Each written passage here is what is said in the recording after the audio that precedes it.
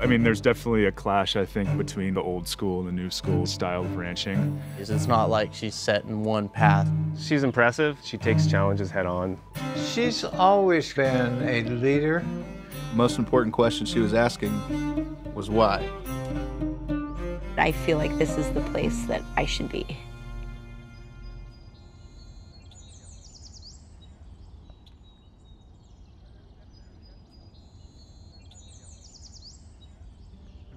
My family is 6th-generation Sacramentans. They purchased this property in 1941. Growing up, we spent all of our time up here, every holiday, every birthday.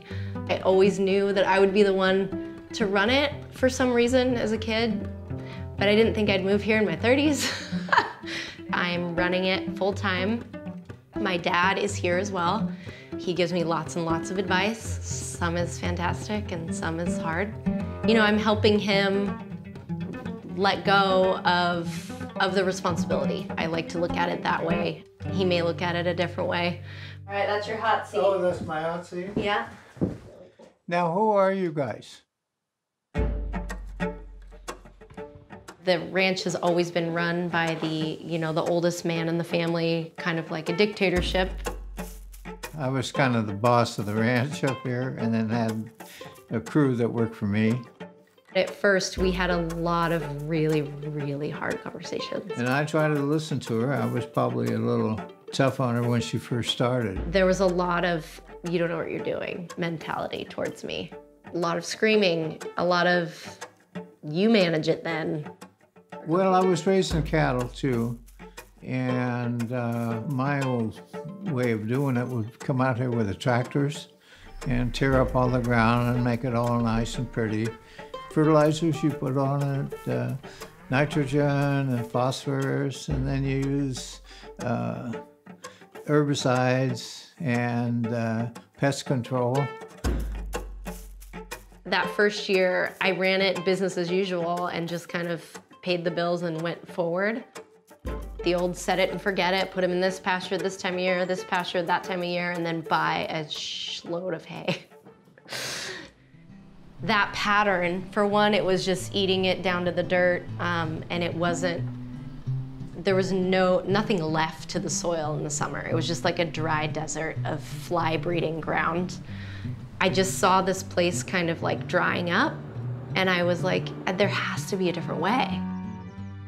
I think the best thing we can learn is how to be more productive environmentally without a bunch of crazy ideas and stuff. And then that next year, I basically came to my dad and I said, Dad, I need you and the ranch needs you to let me run it. And I was like, Dad, I'm gonna screw a bunch of shit up. Like, I'm gonna buy hay at the wrong time. I'm gonna overgraze a pasture. I'm gonna move the animals into an area and then lose half of them. Like, I'm gonna screw some stuff up, but like, I need you to let me do that and let it be my decision so I can learn it. He was real quiet because he's a very thoughtful person, and he was like, okay. And I was like, well, that's it. And then he said, how are the kids? And I was like, okay. I was really amped up for that conversation and got it. So. I'd always told all my buddies to let their kids take over some of their businesses and stuff, so I couldn't really not do what I'd recommended other people to do.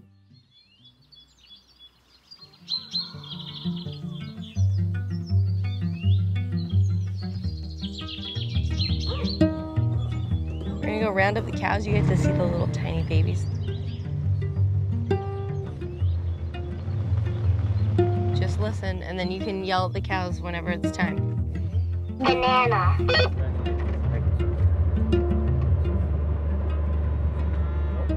Are they over there? Oh, they're over here. They're gonna come in with the truck and hooting, hollering, and kind of driving in a circle.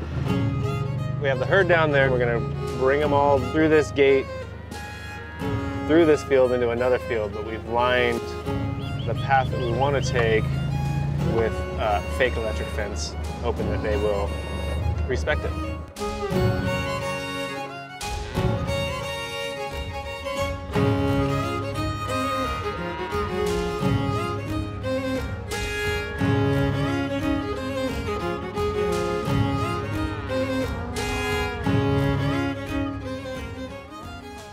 Okay. All right, good luck. You look great. Thank you. Oh, thank you. I run a team of 4 people. One of them is my husband, and he recently quit his job of 20 years to work for me. So that pressure was crazy at first, but he's really just been amazing and helpful, and it's really nice to have someone on your team that knows what you want before you even say it. And they're gonna go we're into going there. in there. Yep. And I Where's have the mine gate? Right there. Oh, it's in the far corner. Yeah. So we need to go. Can we just move them like normal? Yeah, move them like normal. Okay. So I can't really pinpoint one single thing that made me fall in love with her. She's driven, and she's passionate, and she's got a lot of love in her, and she wants to help people. She doesn't believe that she influences people, but she does. Overall, she's pretty badass. Like, she'll beat me in a Spartan race, you know, which I can't stand. Your mustache looks great. Yeah, you gotta shape that sucker. Working with Dan has been like, it's been a lot easier than I had planned. He has been so supportive of me. He's been my rock in this like crazy roller coaster, and I really appreciate, like, I dove into the pool and he dove right after me. I cannot. This is the heaviest thing I've ever carried. No, I didn't bring a T-bow slammer. I brought a sledge the size of your child. No big deal. Sorry. It's been really great, and I definitely couldn't have done this without him. You're doing great. You know, he gets mad when I get mad.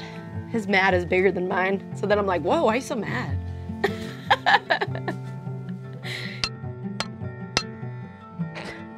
All right, the sledge.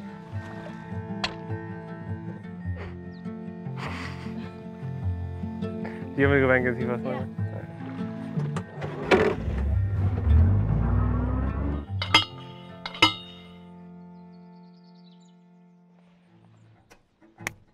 I want to be as helpful as possible. Her passion is helping as many people eat healthy and be happy in their life. And my passion is more seeing her succeed in that. Like, I feel like I've already succeeded just in life in general. I have healthy kids, they're fun. So if I can spend time with them and watch them be happy in life, to me, that's success. Mommy, are you the boss of the ranch? Really? Yeah, I was right. It was right. She's a good mom. Yeah.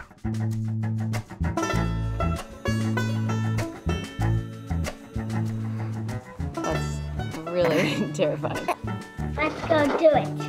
I want to make sure that they're part of the conversation, because as kids, we really weren't part of the conversation of the business itself. And so I want to make sure they always know what's going on. And so that's a difference that I'm trying to make with them that maybe the generations before didn't do. Because I just want to make sure that they feel like they have a voice.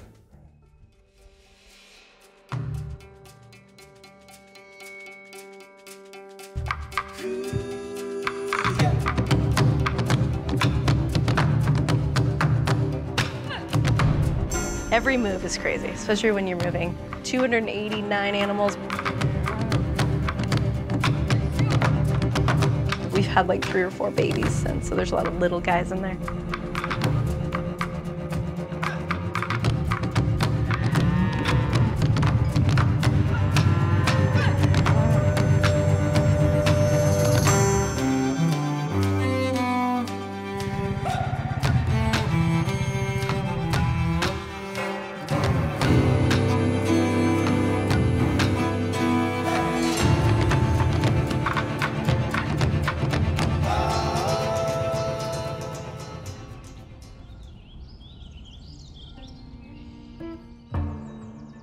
You know, in high school, you don't know who you are. You're a different person every week. And I overheard a friend of mine talking about me, and he was like, yeah, it was really cool to go to the ranch because I feel like I finally got to see the real Carrie. And, ooh, I don't know where that came from. I think it was that moment that I realized that like this place was like part of me. It's not just like a piece of land that like my family owns. It's like, it's part of my being, and it's and I think that's why I get so scared about losing it, because it'd be like losing a part of myself. You guys know what happened under this tree? You got married. You think you'll get married under I this tree? think right here, Right here? on this exact rock. That's a wedding picture of us standing on this very rock. Is it really? Yeah. I think this is probably true all over the country, is when you're in the cattle business, it's not just one thing, it's all kinds of things that you have to stay on top of. To be honest, like I'm the only one in the family that's ever had to run the ranch as a business. So I would say the motivation for me was financial, but I had this like feeling that it was all connected. Like I just had a feeling like, well, if I could grow more grass, I could raise more cows. If I raise more cows, I have more cows to sell. I was doing some research about where to go, where to get more educated on grazing plans and just any kind of classes I could take. She was reading every book there was out there. She was listening to every podcast that was out there. If there was a seminar, she was going to it. She's going to all these meetings and stuff. She's expanding her concept of everything. When I found the Savory Institute and did their holistic management training, I had been looking for people that I could reach out to and connect with to ask questions. And through that group, I feel like I really found a community of people that were looking for the same things I was looking for. The issues that I was trying to address were feed cost, carrying capacity, how those are connected because I wanted to carry more animals, and then obviously the overall profitability of the ranch. Once I went to all the courses and realized that like, oh, you can make money in ranching. You just have to look at the numbers and not spend more than you make, just like any other business. The biggest ticket item on my profit and loss that year was hay.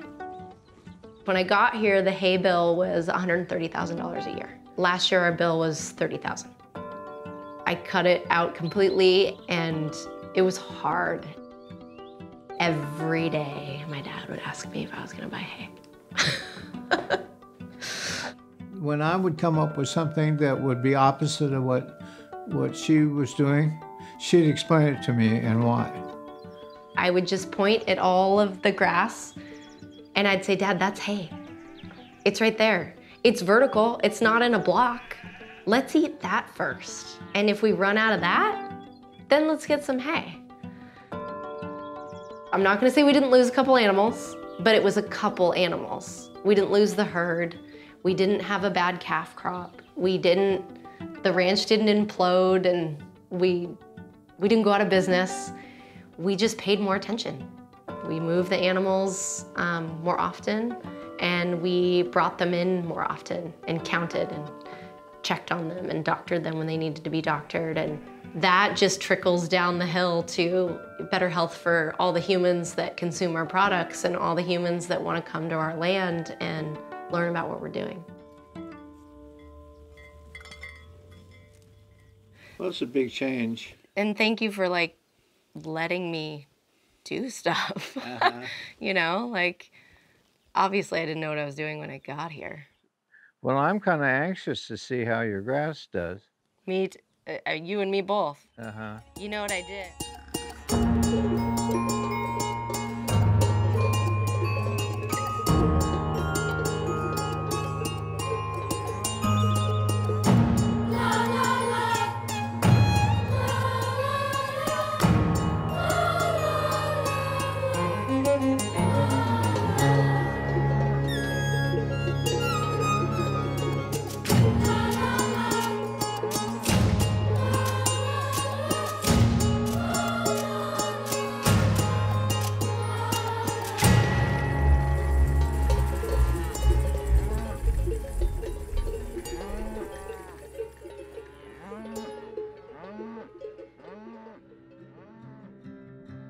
the principles that we are focusing on our grazing plan is consolidating the animals, so more animals in a smaller area. Densing them up to about 50 animals per acre. They are gonna dung and urine, which is gonna fertilize. Take half and then they trample half, so it could go back into the soil. Bring in the sheep right behind the cattle. If you're moving them through the pasture quick enough, you can break the parasite cycle. We want to make sure to give our pastures the right amount of rest. We don't want to go back in too soon and overgraze.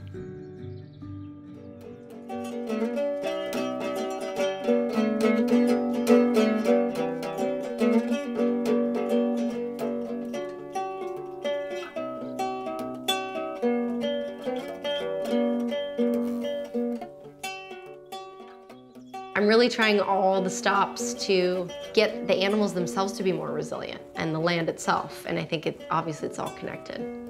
I'm excited to be a part of a business selling meat that I would feed my family any day of the week. I would tell other families to buy it, and I can like stand behind it wholeheartedly. And now that I know more about soil, and that I can use my animals to actually improve the soil and not cause further harm to the earth, it just I feel like I have found exactly where I need to be.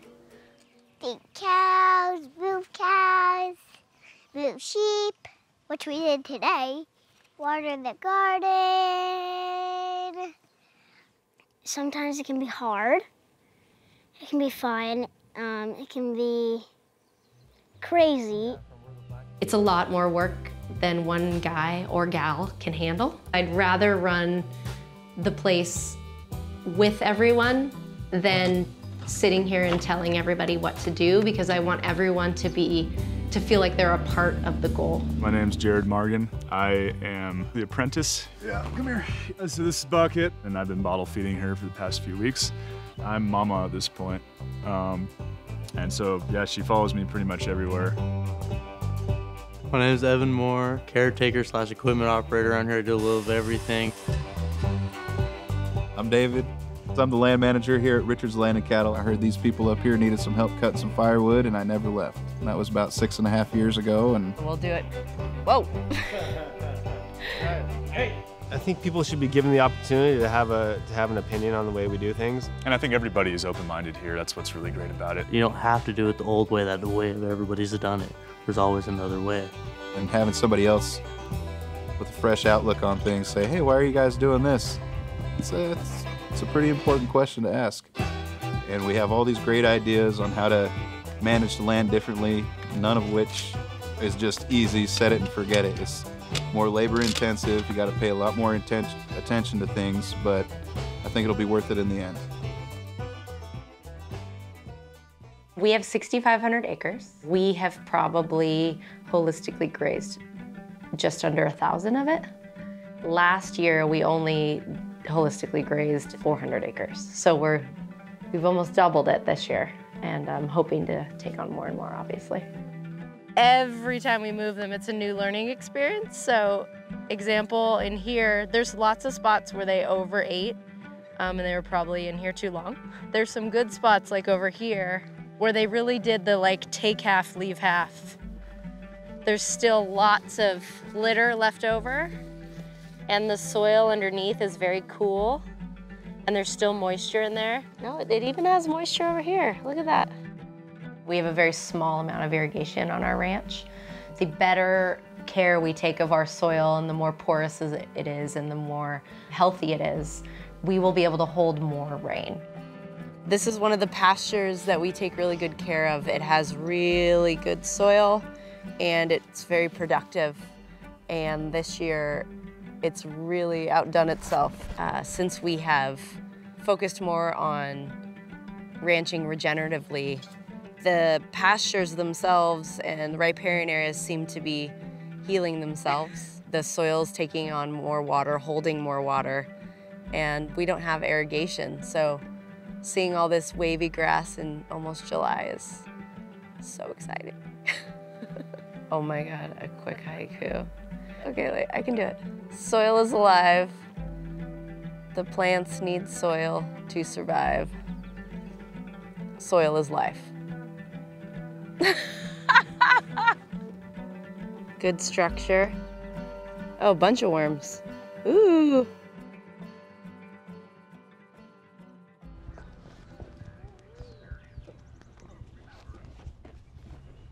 Bucky doesn't know what to do. Bucket said, do I go inside? So excited. We moved the cows through a 500-acre pasture, up a mountain to this area that we fenced off for the first time. We have one electric line so that we only have one line to check.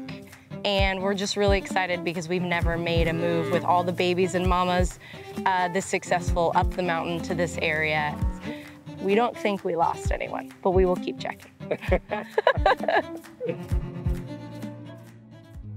The ship is, I feel like it's righted and it's pointed in the right direction, but we're not quite jamming in the right direction yet, but it's been tipped. So that's been the hardest part, is fighting for things that you don't even know if they're gonna work out or not. But just knowing in your heart that you have to try something. So that's been really hard.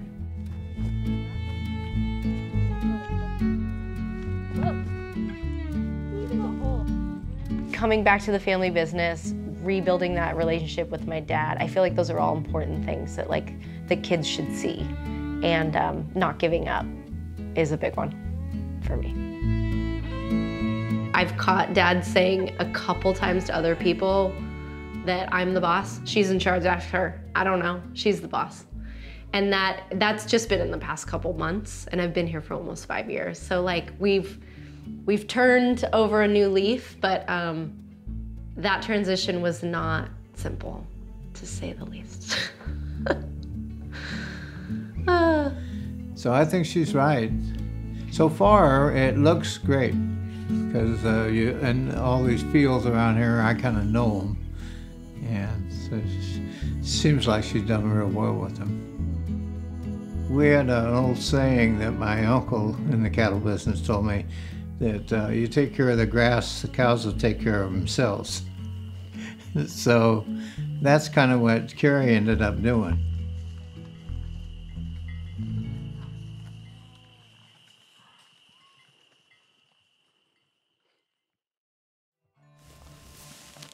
Oh boy. Actually, that tastes pretty good. Was it? Yeah, the rye's pretty good. Yeah. I get it. I'd eat the rye. I just did. Skunks, rats, we're just really showing you guys a good time. Welcome to Richards Ranch. We had this one Brahma bull, because I always liked the Brahma cross, and it was huge, and he was silver and black, just a beautiful son of a gun.